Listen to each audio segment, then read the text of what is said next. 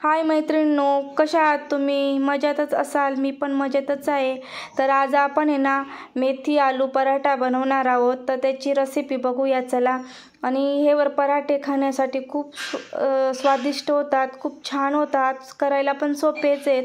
1 वाटी आपण गव्हाचं पीठ घेतलं, त्याच्यात ओवा टाकून घेतल्या क्रश करून, चवीनुसार मीठ टाकून घेतलं, 1 मोठा चमचा पांढरी तीळ टाकून घेतली आहे, आणि 1 वाटी आपण मेथी बारीक स्वच्छ धुवून कापून मेथी टाकून मिक्स करून एक डो बनवून घेणार आहोत पिठाचा.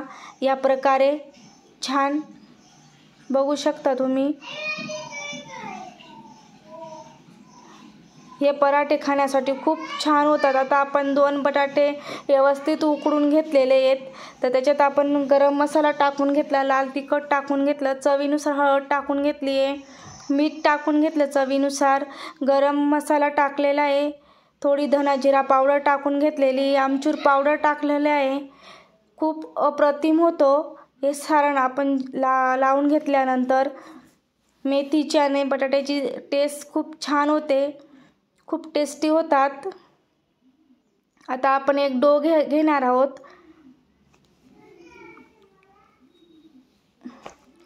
छान अशी पोळी लाटून घेणार आहोत पोळपाटावरती. बघू शकता. आणि आपण आहे ना हा पराठा करायच्या पहिलेच थोडंसं लाटण्याला तेल लावून घेणार आहोत. बटाट्याचं सारण लटकतं म्हणून, त्याच्यामुळे लटकणार नाही, पोळपाट लाटणं खराब होत नाही. अशा पद्धतीने आपण आहे ना व्यवस्थित पूर्ण सारण लावून घेणार आहोत पोळीला, आणि या पद्धतीने आपण घडी घालून घेणार आहोत. बघू शकता व्हिडिओमध्ये.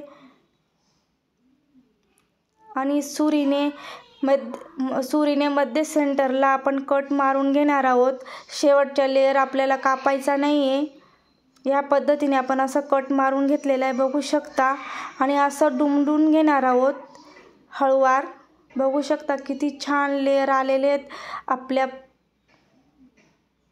लाटी तयार झाली. या पद्धतीने आता आपण खालीवरती तेल लावून घेणार आहोत. आणि हा पराठा सरकून आपल्याला प्रत्येक वेळेला सरकूनच लाटायचा आहे, म्हणजे लेयर छान होतात. जी साईड आपल्याला लाटायची ती साईड आपल्या दिशेने ओढायचं आहे, लाटण्याने ओढायची आहे. बघू शकता. या पद्धतीने आपण पराठा लाटून घेणार आहोत. आता छान असा तवा गरम झालेला आहे.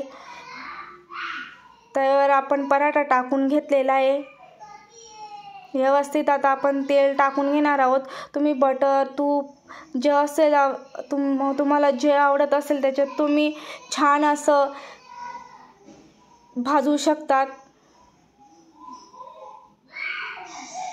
बघू शकता किती छान असे तयार झाले.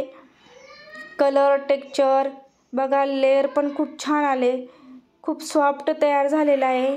परत आपण दुसरा पण त्याच पद्धतीने करणार आहोत. खूप सोपे आहेत, खाण्यासाठी पण खूप अप्रतिम आहेत. जर तुम्हाला माझ्या रेसिपी आवडत असतील तर लाईक, शेअर आणि कमेंट करायला विसरू नका.